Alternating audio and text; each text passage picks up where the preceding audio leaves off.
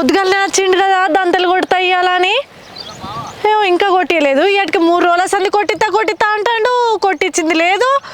ఈ పదనంత వెళ్ళిపోతే మళ్ళీ అసలు చక్కగా దంత వారది. ఓ రామా, ఈ మొలాట అంత ఏంది గింతగానం మొలిచింది. ఇది ఇంకా రోజు రోజుకు ఎక్కువైతే అంటే ఇంట్లో దంతేడ వాడుతుంది. పదన పోతే ఏడ పాడేయండు, ఏడున్నాడు గింతసేపు వరుతున్నా ఇటు ముఖంగా కనబడతలేడు. మనిషే ఏడున్నావు? ఓ మనిషే! అరే రామా, ఎటు మునిగిపోయిండో బుడుబుంగోలే. ఏమైందే? కుక్కుడు వచ్చిన కోడలు ఎవరుతున్నావు కుట్ట ఏమైంది? బంకైంది. పొద్దుగాల ఎగిలి వారంగా వచ్చినావు దంతలు కొట్టిపిస్తాని. ఏది ఈ గడ్డంతేంది దంతలేడ కొట్టిపించినావు? నేను ఇప్పుడు ఎట్లా కలవాలి?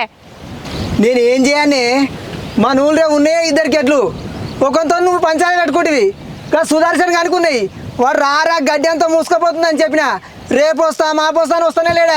అరే నాకన్నీ రేపు కొట్టుకుంటాంటే వాడు ఇయ్యడట, వాడు కొట్టాడట, నాకు ఇయ్యడట. ఏం చేయాలి? వాని దగ్గరికే పోయి వస్తున్నా.